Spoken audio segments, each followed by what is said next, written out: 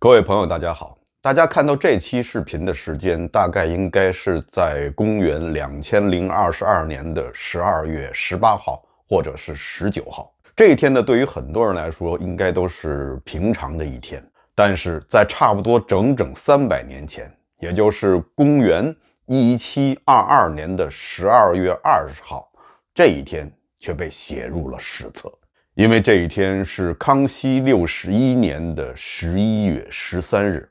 是康熙皇帝在这人世间的最后一天。而这一天之所以被写入史册，被后人不时地提起，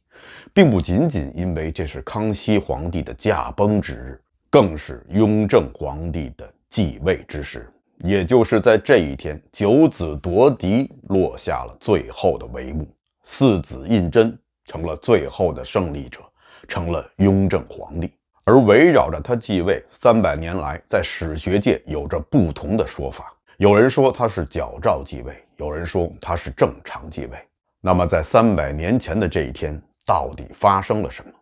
康熙皇帝是怎么死的？雍正是怎么得到皇位的？他得到的这一切是他应得的吗？今天呢，我们就来聊聊这个被称为清朝3大疑案之一的雍正继位疑云。有人可能会说，什么疑云呢？不就是本来应该是传位14子，后来被改成了传位于4子吗？这点事儿影视剧已经说得很清楚了。可是大家想一想，如果仅仅是因为这一字之差，那么300多年来，这些历史学家们争论不休，在争论个什么呢？这点事儿似乎不用史学家出面，甚至不用历史老师出面，只要一个小小的历史课代表，就完全可以解释得通了。所以300年前发生的事情，绝对不仅仅是这么一个一字之差，还有很多更深的内幕。所以现在就请大家和我一起回到300年前的这一天，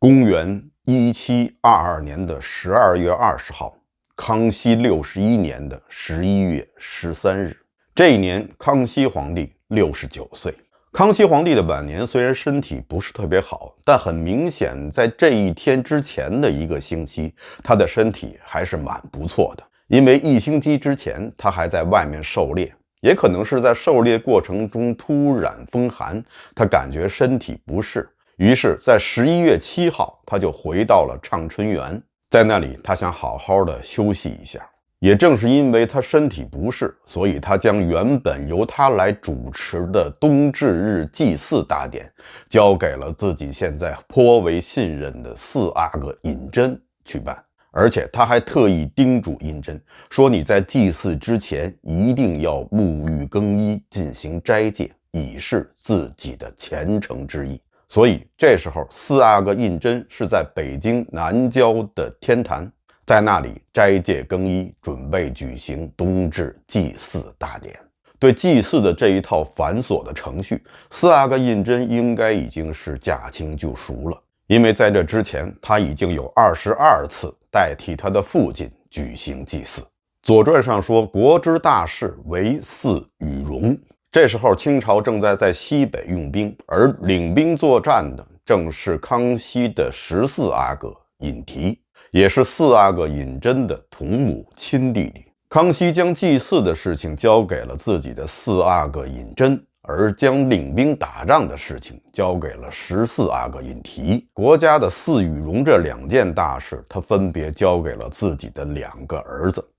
这似乎已经在说明，在康熙的心目中，未来的储君就将从这2人之中产生。在畅春园休息的这几天，并没有使康熙帝的身体好转，反而愈加的恶化。到了11月13日的丑时，也就是凌晨1点到3点之间，康熙帝觉得身体非常的不好，他似乎预感到了什么，于是他马上发出口谕，让仍然在天坛等待祭祀的4子胤禛速速赶到畅春园面圣。1个时辰以后，他又发出了第2道旨意，让在京的所有阿哥们马上来到畅春园试驾。同时一同来试驾的还有他所信任的大臣，当时的9门提督隆科多。当着跪在殿内的3阿哥、7阿哥、8阿哥、9阿哥、10阿哥，以及跪在殿外的当时不满30岁的16阿哥、17阿哥，以及大臣隆科多的面，康熙皇帝宣布道：皇四子胤禛人品贵重，身肖正宫，必能克成大统，着继朕继皇帝位。4个时辰，也就是8小时以后，四子胤禛赶到了畅春园，见到了皇帝。在此后，又与皇帝3次密谈，一直到了晚间7点到9点之间，康熙皇帝驾崩。再以后，隆科多向胤禛宣布了康熙皇帝刚才说的那番话，简单的说就是你就是新的皇帝了。当时在场的诸位皇子中，年龄最长的3皇子胤祉首先是向胤禛叩拜，口称万岁。不知是因为悲伤，还是因为兴奋，或者是什么都不因为，就是觉得自己现在应该昏倒了。于是后来的雍正皇帝就昏倒了。等他醒来的时候，他就已经是大清帝国的新一任皇帝了。然后3天以后，雍正皇帝向众臣宣布了康熙皇帝的遗旨，一个新的时代就此开始了。一切都进行得如此的平稳，令人难以置信。但毕竟刚才所说的这一切的记载都出自于清圣祖实录，妥妥的正史。我们再来回顾一下这一天中几个重要的时刻。凌晨1点，康熙觉得身体不妥，急召4阿哥胤禛进宫。凌晨3点，召祝阿哥以及隆科多进宫，并且宣布将皇位传给4子胤禛。4个时辰，也就是8小时以后，胤禛进京面驾。再以后，又曾3次入寝宫与康熙密谈，一直到了当天的晚上7点到9点间，康熙驾崩。然后3天以后，宣布了康熙的遗诏。这段记载无疑是想告诉世人雍正继位的合法性。首先是有人证，隆科多作为康熙皇帝最亲近的大臣，由他宣布皇帝的口谕，合情合理，没毛病。当时在场的还有与雍正争夺皇位的其他的几位皇子，这些皇子当时对于康熙的遗旨并没有提出任何的异议，这也说明雍正继位是顺理成章的事情。各位皇子都没有争执，其他的人还能有什么异议呢？即使是这样非常有利于雍正皇帝的所谓的正史记载，我们仍然不难从中发现有很多的疑点。疑点之一就是雍正怎么用了这么长时间才到达了畅春园。按这种说法，凌晨1点钟的时候，康熙帝让人通知雍正赶紧来畅春园，而雍正赶到的时候是当天的上午9点左右，期间用了8个小时的时间。畅春园是位于北京的西郊，巧得很，那个地方呢也曾经是在下曾经生活和战斗的地方。我长大以后曾经在畅春园附近的海淀镇生活了一段时间，后来呢就移民到了一个很远很远的地方，昌平。所以呢那个地方呢我还是比较熟悉的。天坛是处在北京的南城，虽然说一个是在北京的南城，一个是在北京的西郊，但其间的距离我呢特别查了一下 Google 地图，二者之间的距离是26公里。如果步行的话，需要4小时08分钟。4阿哥胤禛肯定不会是步行，他应该是骑马去的。那么怎么可能会用8个小时才到了畅春园？这其中的大部分时间他去干嘛了？这就是疑问之一。再后来，经过多年以后，一位熟悉当地地理状况的历史课代表解答了这个疑问。他发现胤禛在去畅春园的途中经过了西直门立交桥，他的那匹老马自从上了立交桥以后，很快就蒙圈了，在桥上转了几个时辰，也没有找到任何的出口，最后就抑郁了，一怒之下就从桥上跳了下去，自杀殉桥了。这就是胤禛迟到的原因。疑点之二，胤禛见到了康熙帝以后，当时的康熙神志仍然清醒，他与康熙见面，甚至在之后还深谈过几次。那么康熙皇帝为什么没有告诉他要选他来继承大统呢？这本来应该是最重要的话题，是康熙皇帝最需要马上告诉自己的继承人的，以便于他安排以后的事宜。为什么在上面的记载中，雍正并没有提到康熙曾经告诉过他，而他知道康熙传位于自己是从隆科多口中得知的。据《圣祖实录》记载，康熙只是与他的四子谈了他的病情日渐加重的原因，但并没有提及谁将继位。而且，如果康熙在之前已经告诉了隆科多和诸位皇子，四阿哥胤将继承大业的话，那么为什么四赶来的时候，这些人态度并没有什么特别的反应呢？既没有人向他道贺，也没有人对他抗议。而当康熙驾崩以后，当隆科多宣布四子胤禛将继承大位的时候，诸位阿哥们才开始有了激烈的反应。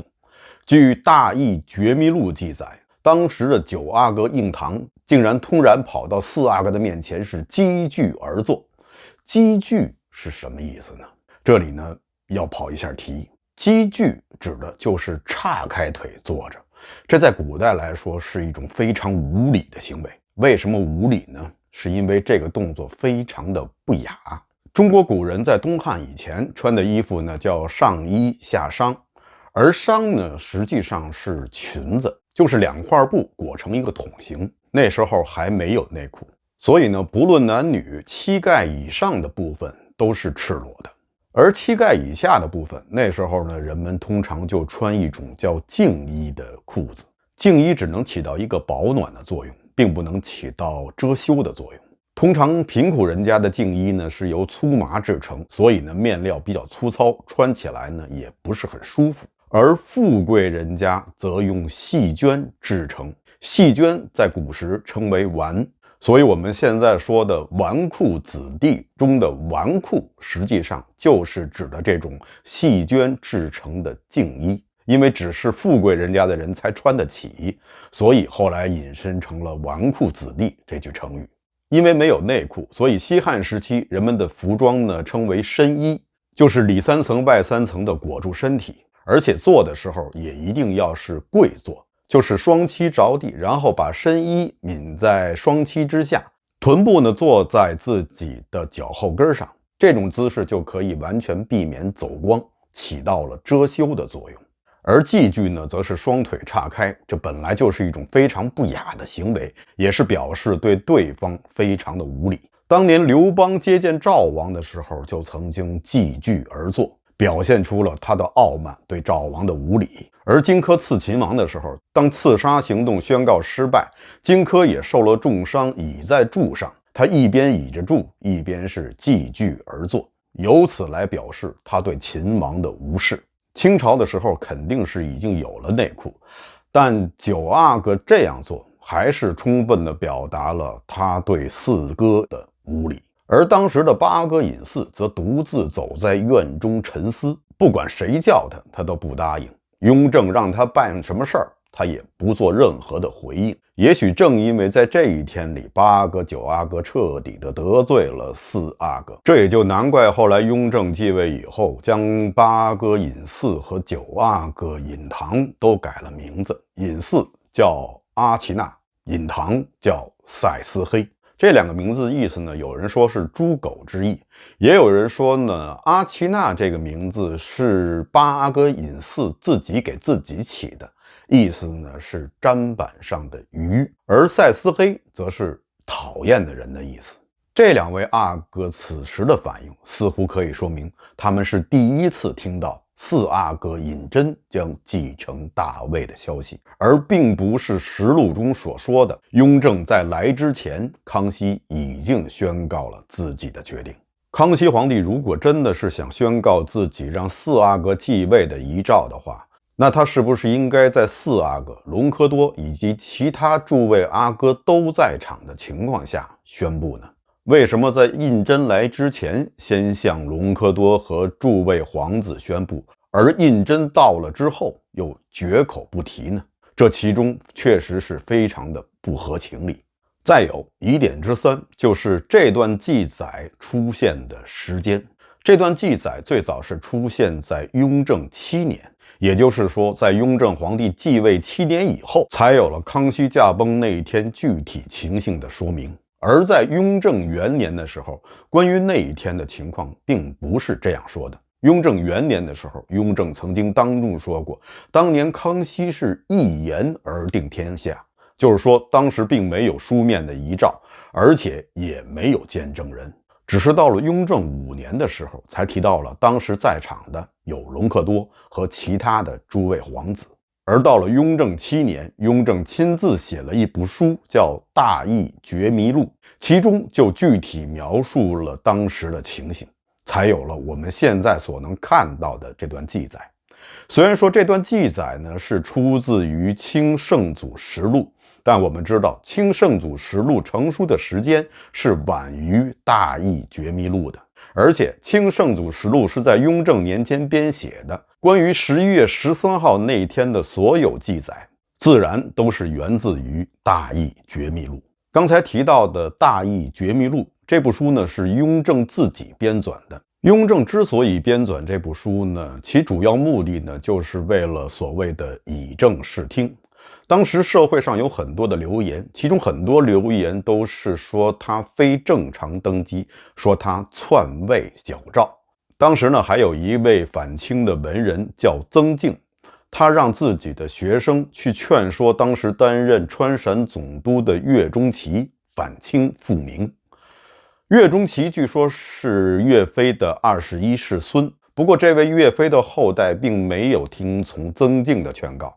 反而将曾静告发了。曾静被捕以后，雍正也意识到了当时社会上流言的程度已经威胁到了他的统治，所以当时他并没有杀曾静和那位弟子，而是劝他们2人归顺于他。这部书因为收录了曾静从反对雍正到支持雍正的这么一个觉悟过程，所以呢就叫《大义觉迷录》。在其中，雍正也加入了自己很多他想告知世人的东西，包括我们刚才提到的康熙皇帝驾崩的那一天的那段记载。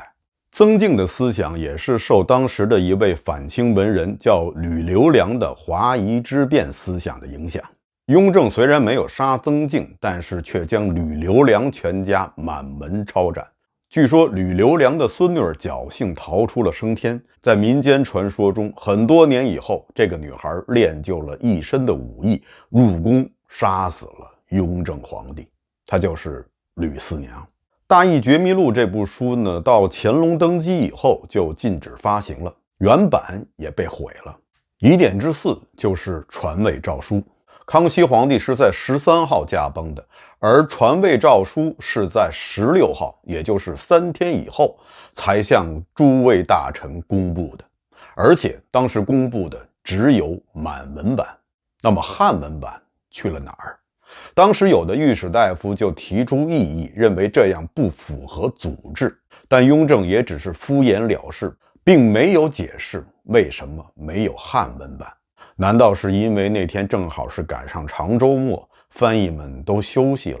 不过也不对，那天是12月20号，离圣诞节的长周末应该还有1个星期呢。而满文版，据懂满文的有关专家考证，满文版中康熙对自己继位以来的功劳是大书特书，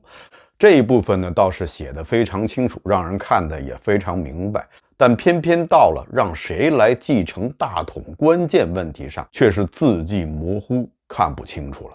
现在在辽宁博物馆展出的满汉蒙3种文字的康熙遗诏，倒是写得非常的清楚了，包括我们刚才提到的那句话，就是说皇四子胤禛人品贵重，身效正宫，应该克成大业的那番话。不过很明显，这份遗诏应该是在雍正继位以后命令下面的官员拟制的。虽然说很多的遗诏都不会是皇帝的亲笔，大部分都是由官员拟定的，但通常都是当着现任皇帝和诸臣的面一同公布的。这样呢，就可以证明这份遗诏表达的是皇帝真实的意愿。而雍正继位3天以后才出示的这部遗诏，似乎并不足以说明雍正继位的合法性。大家熟悉的清朝的秘密立储制，就是将遗诏藏在乾清宫正大光明匾的后面。这个制度呢，是从雍正执政以后开始实行的，在康熙年间并没有这样一个藏匿遗诏的方式。那么康熙皇帝是不是根本就没有留下一个书面的遗诏呢？这个呢，应该说是有可能的。大家想，如果他写下了书面的遗诏的话，那他要不要公布呢？如果在他去世之前就公布的话，那和立储其实没有任何的区别。而在这之前，康熙已经经历了太子的两废两立，这样的事情他不想再重蹈覆辙了。如果不公布，直到自己驾崩前的最后一刻才公布的话，那和没有遗诏又有什么区别呢？他当时可以发布口谕，然后由自己亲近的大臣草拟遗诏。不管怎样，康熙帝都不希望在他临死之前看到他的儿子为了夺嫡而兄弟阋墙，所以他宁愿在生命的最后一刻才公布继承人是谁。到那时候，自己也能够眼不见心不烦了。当然了，还有另外一种可能，就是康熙帝有遗诏，但是遗诏的内容不利于雍正，所以这份遗诏自然也就消失了。几天以后，才出现了另一份被改过的遗诏。关于诏书呢，大家比较熟悉的就是那个传位14子变成了传位于4子这个传说。其实这个是不大可能的。首先，按照清朝时期的书写规范，对皇子的称谓在正式的文体中一定是皇多少多少子，比如说胤禛就是皇4子胤禛，胤禔就是皇14子胤禔，不会简单的说是4子或者是14子。所以这样的话，如果单纯的想把10改成余，那就由原来的传位皇14子变成了传位皇余4子。这样说的话，连文理都不通，不可能出现在正式的传位诏书之中。再有就是，即使改变了汉文，也无法改变满文的书写。除了清圣祖实录关于那天的记载中有以上的4个疑点以外，其他的一些史书在记载当天发生的情况时，也与实录记载不相符。据清室档案记载，皇17子那天正在宫中值班，后来他从宫中出来以后，在西直门遇到了隆科多。隆科多怎么会到了西直门呢？那是因为他听说西直门立交桥上掉下来一匹马，摔死了，所以他就过来看看。跟大家开个玩笑，隆科多在西直门遇见了皇17子，并且告诉17阿哥，康熙皇帝已经驾崩，继位的是他的4哥胤禛。17阿哥听了以后是摸头就跑，回到府中紧闭府门，再也不敢出去。而在《大义觉密录》和《清圣祖实录》中，则是说的17阿哥当时与未满30岁的16阿哥一起跪在殿门之外。一个说的是17阿哥当时正在皇宫之中，另外一个说的17阿哥正跪在畅春园。而当17阿哥听到了是4哥胤禛继位的时候，他为什么会变得如此的惊恐呢？难道这个结果远远的出于他的意料之外吗？那么综上所述，既然存在着如此之多的疑点，那么是不是就可以说明雍正的继位是篡位，他得到了他不应该得到的东西呢？其实我觉得也不能这么说。毕竟刚才我们所分析出来的种种疑点，只是针对于清圣祖实录以及大义觉密录中的记载，其中有很多的难以解释通的地方。但是这并不足以否定雍正继位是康熙皇帝的遗愿。也就是说，虽然这个继位的过程可能后来被雍正自己越描越黑，越说越说不清楚了，但是并不能改变一个事实，就是雍正确实是康熙皇帝心仪的继承者。理由有2个，其一，晚年的康熙皇帝虽然还有10几个儿子，但真正能够继承大业的，恐怕也只有胤禛和14子胤禔了。前太子胤禛以及大阿哥胤芝已经被圈禁，3阿哥是一个读书人，而且在这之前，康熙帝并没有给他什么锻炼的机会，让他能够有机会展现自己在实际工作中的才干。既然老爸都不想把机会给你，又怎么可能让你将来继承大业呢？所以老三胤祉只适合做一个文人，他并没有什么执政能力。其他的几位阿哥，除了14阿哥以外，情况也大体如此。康熙并没有给他们提供什么展现自己才华的机会，康熙也自然看不到他们在政治方面的才华或者是潜力，那自然也就不会将储君之位给他们。而皇四子胤禛以他的成效以及他的办事能力，早就赢得了康熙的信任，所以康熙才让他多次主持祭祀大典，这个只有天子才能做的工作。那么14阿哥胤禔呢？胤禔展现更多的是他在军事方面的才能，而在治国方面，他并没有展现出和他哥哥一样的才华。康熙选择的继位者，当然肯定不会仅仅是一个军事统帅，而且康熙晚年身体并不好，这个时候他怎么能够让自己7亿的储君去到西北去作战？大家要知道，从西北如果回到皇宫的话，最少也需要20多天。在当时诸皇子夺嫡的情形之下，康熙皇帝怎么能允许在自己驾崩以后20天内，他的新的皇帝却不能回到京城呢？也许有人会问，康熙让胤禔率领着大军在西北作战，难道他就不担心将来4子胤禛登基以后，胤禔率兵造反吗？其实他一点也不担心，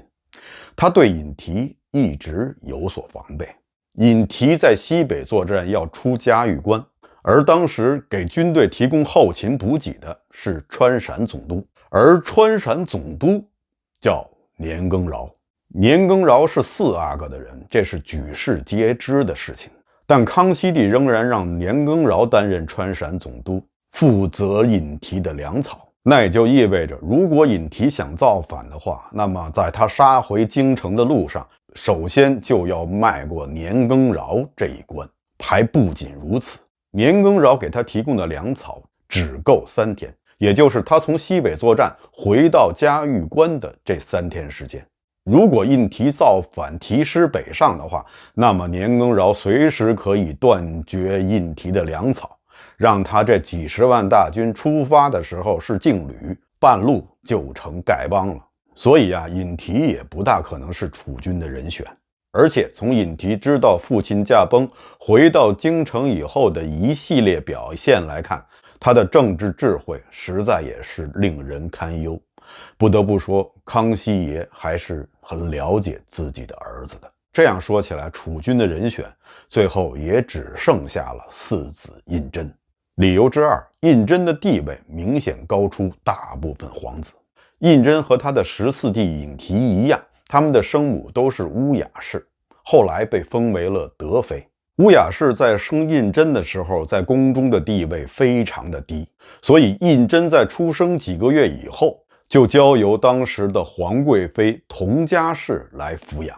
佟佳氏没有儿子，所以对胤禛是视若己出。佟佳氏以前我们讲过，她是康熙帝的皇贵妃，后来又做了康熙的第2任皇后，那个在坤宁宫中只做了8个小时的皇后。但毕竟佟佳氏是做过皇贵妃，在当时后宫没有皇后的情况下，她是后宫中的第1人。清朝的皇子抚养制度有一个在现在看起来非常没有人性的地方，这也是从康熙朝开始的，就是所有的皇子都不能由自己的亲生母亲来抚养，而后宫中的妃嫔只有嫔以上的妃嫔，包括嫔，才能够抚养孩子，而且是不能抚养自己的孩子，只能抚养别人的孩子。这样做的目的就是为了避免前朝中经常出现的外戚专政。因为未来的皇帝不是和自己的母亲一起长大，与母亲的关系呢一定不会特别的好，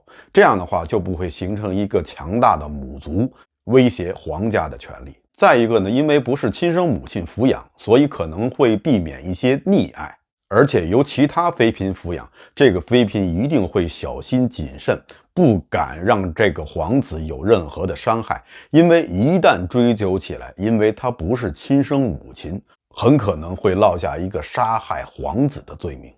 这样的话，一定程度上也保证了皇子的安全。当然，所有的这一切都是由维护皇权这一角度来考虑的，并没有站在母亲和儿子的角度。对于他们来说，这个制度无疑是一个恶政。这也就能解释了为什么德妃与雍正的关系一向不好，而更偏爱于他的14子胤禔。而14子胤禔与他的同胞兄长关系也非常不好。14子胤禔是八爷党，而绝对不会加入四爷党。在诸皇子中，八阿哥胤祀则是由大阿哥的母亲惠妃抚养长大的，因为他的母亲地位更加的低下，他的母亲卫氏出身于辛者库。这也就是为什么大阿哥与八阿哥关系甚好，在他自己失势以后，推荐八阿哥继承储君之位。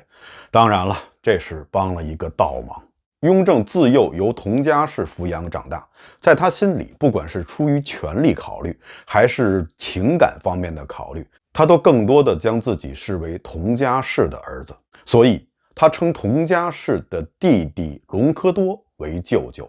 而自己亲生母亲的兄弟则从来没有这么称呼过。胤禛成了佟家氏的养子，那么他在皇子中的地位就仅次于赫舍利皇后之子二阿哥胤禛，以及和温喜贵妃之子10阿哥胤额，而胤额又无意争储，所以胤禛也就成了想争储的皇子中地位最高贵的。而他们的父亲康熙帝又非常看重皇子们的血统和他们的排序，所以四子胤禛也就自然成了康熙帝选择储君的不二人选。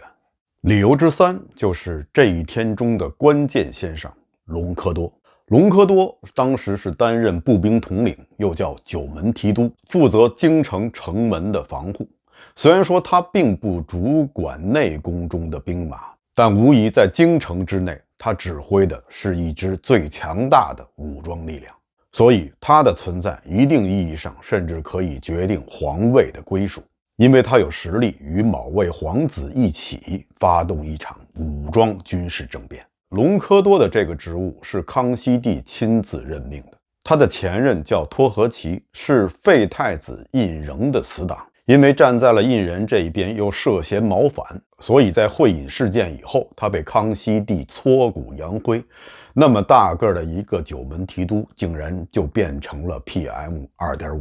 所以康熙帝是非常的清楚九门提督这个位置的重要性的。那么大家想想，康熙帝有没有可能选择一个他并不心意的皇子的支持者来担任这个位置呢？也就是说，坐在这个位置的人，要么他谁也不支持，要么他只支持康熙心仪的继承者。否则的话，那康熙帝只能是自找麻烦，而且是天大的麻烦。所以要么隆科多并没有上哪位皇子的船，他既不是八爷党，也不是四爷党，更不是14爷党，要么他就是四爷党。他如果哪边都不站，那么他遵循的就是康熙的意志。而如果他本来就站在四阿哥胤禛的这一边，而康熙心目中的储君又恰好正是四阿哥胤禛的话，这点就与康熙不谋而合，那么他也可以坐这个位置，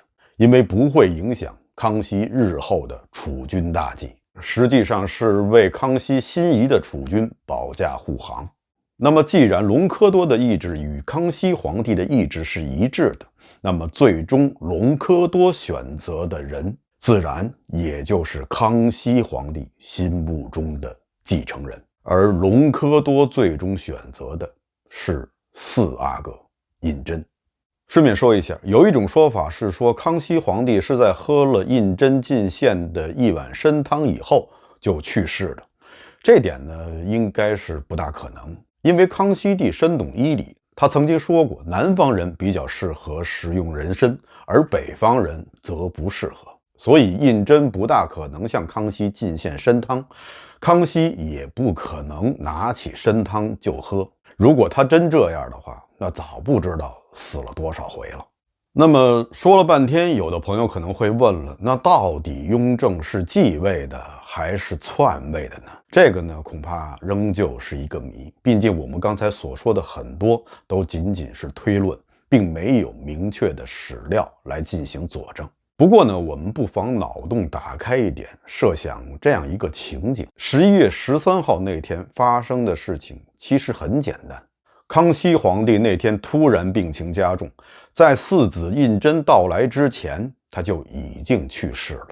关于继位的人选，他只是通过口头的方式告诉了身边的隆科多，隆科多又告诉了胤禛。但很明显，这样的继位方式很难令人信服，诸位皇子们肯定对此持有怀疑，那么不免就会发生一番明争暗斗。于是雍正皇帝后来就编了那么一套说辞，说什么当初有诸位皇子在场，见证了康熙帝决定将皇位传给四子的口谕，编造的谎言自然是漏洞百出。这也就难怪乾隆帝继位以后就不再持这种说法了。所以关于11月13号那天发生的事情，雍正皇帝很可能撒了谎。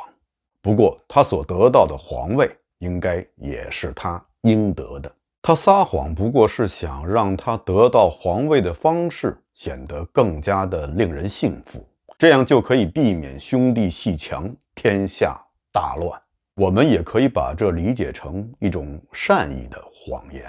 当然了，这些不过是我个人的一些胡思乱想，最终的真相究竟如何，我们还要期待史学家们为我们揭晓。毕竟我只是那个炮制出西直门立交桥飞马事件的一个小小的历史课代表。好的，以上就是本期节目的全部内容，感谢大家收看，欢迎大家点赞订阅。这里是风下杂谈，弗兰克讲为您带来有温度的历史，咱们下期节目再见。